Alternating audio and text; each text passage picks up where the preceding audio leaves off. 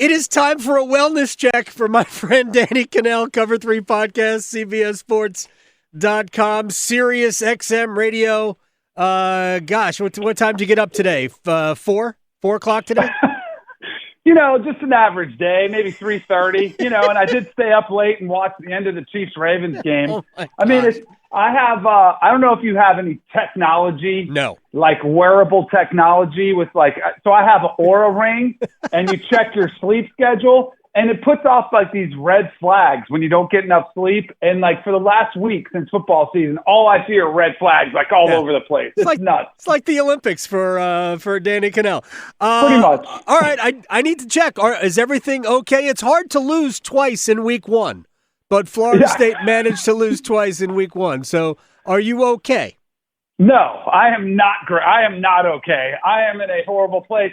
Not only 2 losses, but 2 losses as a top 10 team because so it's doubly disappointing because you see that ranked number in front of your name, even though clearly if they had the updated rankings, Florida State would have been outside. Right. But so over the past, so when I played at Florida State, I was at an era where for 14 years, we never finished outside the top 5, right? So it was consistently good. The last 10 years have been a roller coaster ride, right? So there have been other moments of despair for the Seminoles. This feels like one of the worst, though, because we lost to Jacksonville State not that long ago, and that was the FCS team, and it was rough, but we weren't very good. The thing that hurts the most about this is I think most Seminole fans and most analysts across the country thought Florida State was going to be pretty good, and it looks like all of us were completely fooled by this team, by this roster, which they can still turn it around, but this is back-to-back games where there was nothing fluky about them. It just looked like the other team was better. And it was Georgia Tech and Boston College who both came into the season with 4.5 win totals. They were not supposed to be very good. So it is, I don't want to say panic time, but my goodness, do they desperately need a win. And I can guarantee you one thing, Adam. Sure. They are not going to lose this weekend. Guarantee it. Because they don't play. They got to bye. So I know they will not lose this weekend. But I think it's going to be the biggest challenge of Mike Norvell's tenure so far. He hasn't been here that long, but it's going to be a challenge for him to keep this team together fighting. This is like when I used to talk about my alma mater, Maryland football, during the Mark Duffner era. We're not going to lose this weekend because we're off. By the way, Danny is brought to us by betonline.net. You can check out BetOnline for all your updated college football playoff information, conference information, both of which do not involve Florida State anymore. The worst part was that both losses were in league play. That's the thing that, we talk to Chip every Wednesday. Your colleague from the Cover 3 podcast argues one of my favorite human beings on the earth.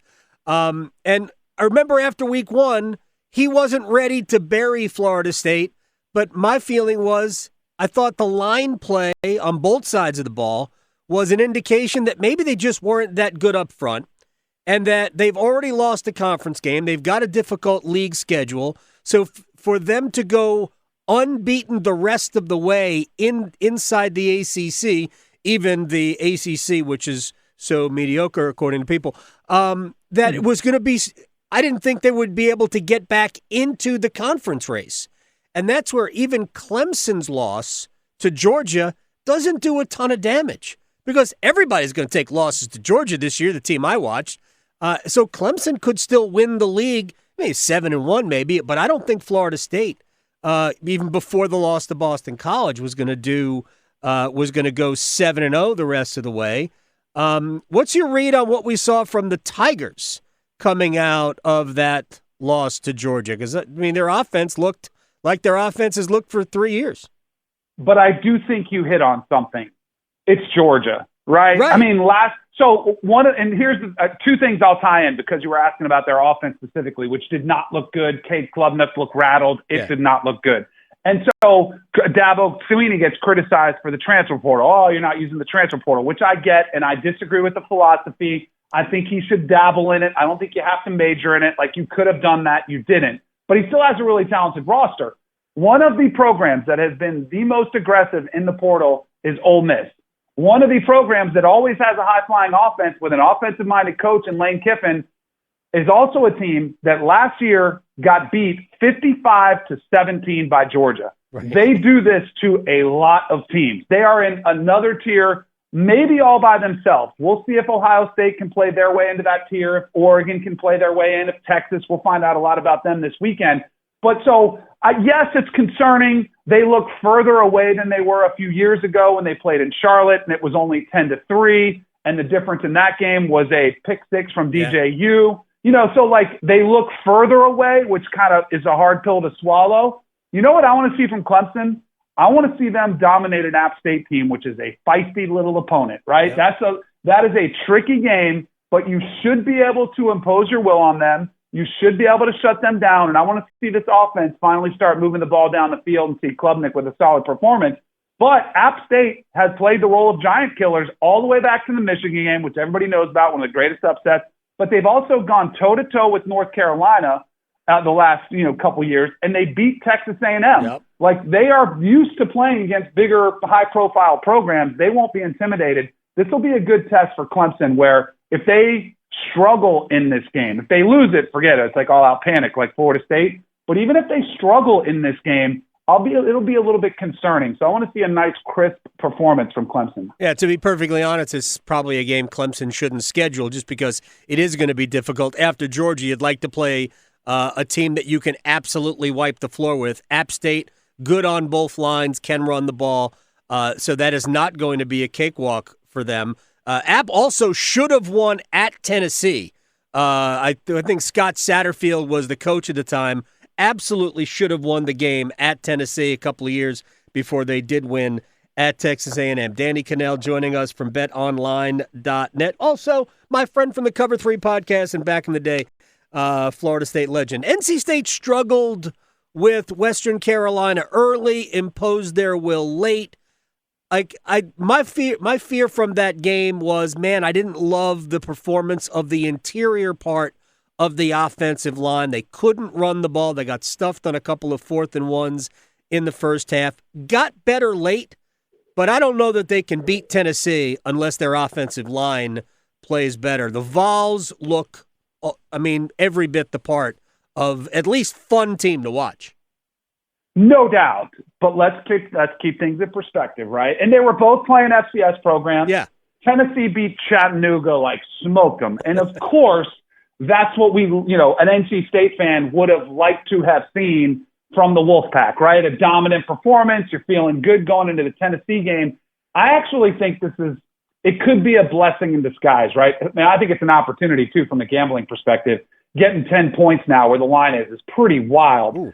But I did watch that game pretty closely, and it was concerning. But I think all of us are so just expectant that when you get a transfer quarterback, and this happened, I got duped last year by this with Brennan Armstrong coming in from Virginia. I was like, oh, it's going to work. Like Robert and I's offense, let's just plug and play. Let's go. Let's see him go out there and score 50 a game. It takes time. It takes continuity to develop, chemistry, communication, all those things that are so important in the most, the best team sport that there is. It looked a little bit clunky early, but they did settle into the game. They played a feisty opponent. I wonder, too, if this was a game that they were looking ahead to Tennessee. Everyone has circled that game, and you just kind of overlooked Western Carolina. Like, that's just – and then you mentioned it, like they were able to clamp down, but it's scary when you are losing in the fourth quarter. Like, you need those 3 touchdowns. It's not exactly a confidence booster. I'll say this. The one bright spot, you did have Jordan Waters rush for over 100 yards. That, to me, is going to be the critical component of this game. Can they run the football against Tennessee's defense, which has a nasty front? Can they work the quick pass game? Because they're going to have to get the ball out of Grayson McCall's hands because they got some ferocious pass rushers on the outside for Tennessee. And can you play a little bit of keep away from that high-powered offense? Like, that, to me, is the question. The other thing, everyone loves Nico, their quarterback at Tennessee, and he's awesome. This will be the biggest stage he's played on, and this will be the best defense he's played on. And I had a lot of Tennessee pointing out, oh, well, what about last year against Iowa in the bowl game? Bowl games are different. They're just different now. They're not as meaningful. I don't know if Iowa, that the whole thing of do they want to be there? And he played good, and he played good against Chattanooga. I want to see how he does and what sort of defensive game plan Dave Doran has from him because NC State typically has a defense which is pretty physical and pretty nasty. That's the thing I'm watching for that matchup. And make them drive the length of the field. They love to hit the big plays down the field. If you can force a young quarterback to be patient, you might be able to get him to make some ill-advised throws because he wants to hit that big play. Oh yeah, there's no question. I don't remember who played who in any bowl game other than the college football playoff. I wish I was kidding, but I am not. If somebody gave me a quiz, who do the four schools here in the triangle that we follow, who did they play in a bowl game last year? I might get all four wrong. I kid you not. I don't remember. I know NC State made a bowl game. I don't remember who they played. I honestly do not. Danny Kanell is joining us here. That's just, we are so focused now on the playoff, and we have a big playoff now. I know there are a lot of people happy about that. And the ACC has now fallen into this sense where we're relying on Miami. That doesn't sound like someplace we want to be. Miami looked really good at Florida, but boy, they have not been super reliable. No, and like I heard Mario Cristobal in there after the post game. He's in there hyped up. All those critics said we weren't. We're taking him down. He's fired up. Remember, to your point, last year they beat Texas A&M, and that was a huge win. And that was probably, that A&M team might have been better than this Florida team. Like, we don't know how good or bad that Florida team is going to be. They look atrocious now, but was it because Miami was that dominant, or Florida does have that many flaws?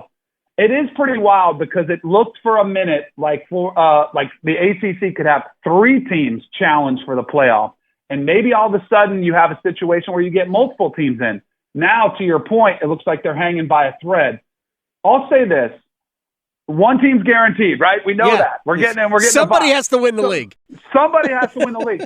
I do think, and I think probably the most disappointing loss from the opening weekend was Virginia Tech to Vanderbilt. Yes. If there is a worst case scenario for the ACC, it's that Virginia Tech somehow wins the ACC, and all of a sudden SEC fans will be like, oh, the ACC champion lost to our worst team. But here's what I'll tell you. Maybe the conference is deeper than anybody thought. And I do think that, like, Georgia Tech, I do think is way better than we thought. We'll find out about them. They got a tricky game against Syracuse, which all of a sudden looks like a tough out. That's what I would be pumping up, is the quality of play has been much deeper. And that's a good thing, I think, for the league. Now, in today's economy where you want to get multiple teams in, you don't want them all picking each other off, because that's the Big 12's problem too. I wouldn't count out Clemson just yet. Like, I'm not willing to throw in the towel on them. I still think there's a chance they could be, significant players in this party, and they could be a team. And then you get an interesting scenario, Adam. What happens if Miami is good? Let's say they finish the regular season 11-1, or perhaps 12-0, like perfect scenario, and then they get beat by a Clemson in the ACC championship game. Then you're getting two teams in. So there are scenarios. It doesn't look very good. They have I do think there's a lot hinges. This NC State, if NC State could win this game against Tennessee, that would be such a big win for the conference. No question about it. Are you willing to pick it on behalf of betonline.net, Danny Kanell? Oh, I told you before, I love the 10 points. Like, I'm taking those all day long.